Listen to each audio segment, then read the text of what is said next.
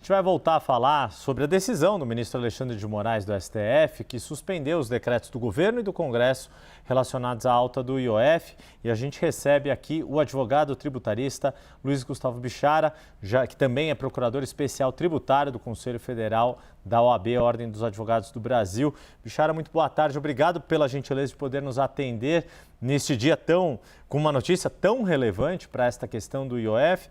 Queria que, primeiro de tudo, o que aconteceu na prática é que a decisão do ministro Alexandre de Moraes mantém o que havia ocorrido depois da aprovação do decreto do Congresso, ou seja, os decretos do governo federal não estão mais valendo também, assim como não está o decreto do Congresso, mas voltamos àquele patamar anterior a 2025 no que diz respeito ao IOF.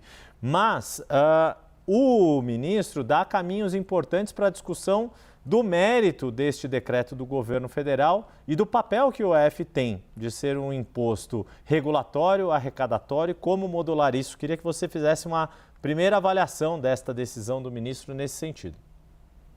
Boa tarde, muito obrigado, alegria estar aqui com vocês novamente. Eu acho que o de importante na decisão do ministro Alexandre de Moraes é a constatação que ele faz de algo que muitas vozes já vinham proclamando anteriormente, que é da absoluta inviabilidade de se utilizar o IOF com função arrecadatória. O IOF é um tributo com um perfil regulatório. E exatamente por isso é que dele não se exige as chamadas limitações constitucionais ao poder de tributar. Por exemplo, não é preciso lei, não há anterioridade, quer dizer, passa a valer imediatamente. E por que tudo isso? Porque ele não tem a mesma função que os outros tributos. Ele não é um tributo arrecadatório. Ele se presta a exercer uma atividade regulatória dos mercados. Portanto, ele não pode ser aumentado quando há uma necessidade contingencial e imediata de arrecadação. E o ministro ele pontua isso com muita clareza na sua lúcida decisão de hoje. E deixa claro que o governo não pode recorrer ao IOF quando precisar de dinheiro para fechar contas públicas. Nós não estamos falando de um tributo que tem essa finalidade, né? Então, me parece que essa é a principal nota da decisão do ministro hoje, quando ele reconhece de uma maneira muito técnica, né, a impossibilidade de utilização do IOF com a função meramente arrecadatória. Agora, Bichara, não é a primeira vez que, de formas mais ou menos escamoteadas ou mais ou menos explícitas, porque o ministro também nesta decisão ele deixa muito claro que foi explicitado pelo governo federal que a majoração das alíquotas do IOF, esse aumento, tinha a intenção de aumento de arrecadação. Como é que podemos ter uma solução perene, digamos assim, se é que é possível falar em solução perene, tratando-se de tributos no Brasil, no que diz respeito ao IOF não ser usado para esses fins arrecadatórios, para ajudar o governo a fechar as suas contas, e sim, como parâmetro extrafiscal, como um imposto de fato estritamente regulatório.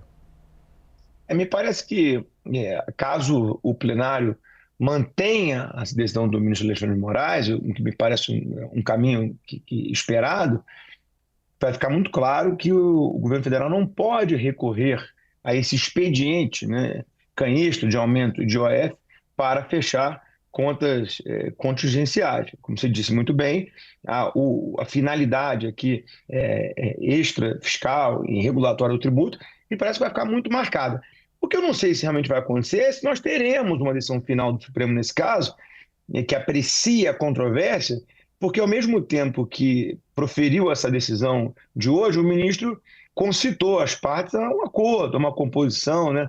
Também parece ser uma ideia boa para que a gente possa diminuir a temperatura entre esses dois atores institucionais fundamentais, que são o legislativo e o executivo, né? E tudo indica que, eu acho, a partir dessa concitação feita pelo ministro, é possível que seja possível chegar a um acordo, né? E que eventualmente esse caso nem termine sendo julgado, né? Enfim, é a impressão que eu acho que tende a prevalecer aí hoje, né? Após a própria decisão, né? Uhum. Pois é, e aí eu ia te perguntar exatamente esse ponto da expectativa em torno dessa audiência de conciliação, se na sua avaliação é um problema complexo a ponto de exigir uma conciliação mais longa ou se é algo mais fácil de ser resolvido, até porque, não sei se você tem fácil na cabeça essa informação, Bichara. O IOF não é um dos principais impostos para a arrecadação do governo federal no bolo da Receita Federal, do que o governo arrecada da sua receita. A participação do IOF é pequena, é na casa de 1, 2, 3%, se não me engano. Não sei, me corrija se eu estiver errado, se é mais ou menos essa a proporção. E aí o quanto, né, um imposto que não é tão relevante para o bolo da arrecadação acabou gerando toda esta crise política e de certa forma, institucional.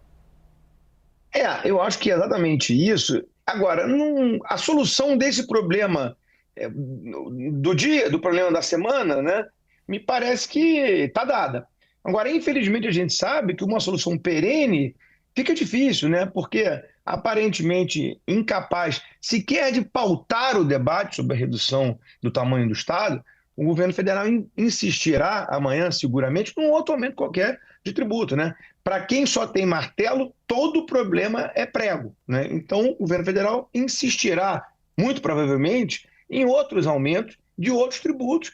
E aí sim, seguramente, aumentando a tensão entre fisco e contribuinte que vigora no Brasil hoje, né? Quer dizer, infelizmente, eu tenho um pouco de dificuldade de crer numa saída estrutural, né? Que não seja sempre o aumento de tributo. Lembrando que o Brasil tem uma das cargas tributárias mais altas do mundo, né? Tem uma carga tributária de país nórdico, né? E, claro, o cidadão sabe muito bem que o que ele tem de serviço entregue pelo Estado não equivale a isso. Mas, então, eu lamento, mas, infelizmente, acho que a gente já pode antever que a tensão entre fisco e contribuinte vai demorar ainda alguns anos para ser sanada no Brasil. Embora esta crise do IOF aparentemente esteja sendo debelada pelo Supremo, né? Bichara, para a gente poder concluir e também poder te liberar, afinal de contas é sexta-feira, deixa eu te perguntar uma coisa. A gente teve, bem ou mal, houve um período de vigência desse decreto. Como que ficam os contribuintes que fizeram operações financeiras e foram tributados com a alíquota que depois foi derrubada? Como a solução que vier desta conciliação também deve levar em conta o que o governo chegou a arrecadar a mais diante dessas mudanças que agora estão suspensas? Seguramente eu espero que, no caso de conciliação, se debata expressamente a circunstância dos valores que foram pagos durante a vigência das normas, ora suspensas pelo Supremo. E realmente faço voto de que a solução seja uma previsão de devolução desses valores aos contribuintes. Se a norma é inconstitucional, ela não deveria ter servido de suporte para o recolhimento desses tributos durante esse período, né? Então, sim, eu espero que o Supremo enderece, e tenho convicção que isso acontecerá, o Supremo endereçará também os pagamentos feitos na vigência do decreto. Agora, se o decreto é inconstitucional, ele não pode dar base, dar ensejo a esse recolhimento. Eu tenho bastante convicção de que a solução também endereçará a devolução, provavelmente, preferencialmente via compensação, desses valores que foram indevidamente pagos pelos contribuintes desde o primeiro decreto original. Nós conversamos com o advogado tributarista Luiz Gustavo Bichara, fez a gentileza de nos atender na tarde aqui desta sexta-feira, para esclarecer os pontos dessa decisão do ministro Alexandre de Moraes. Bichara, muito obrigado mais uma vez, sempre um prazer recebê-lo aqui na tela da CNN Brasil. Uma boa sexta-feira e um bom fim de semana.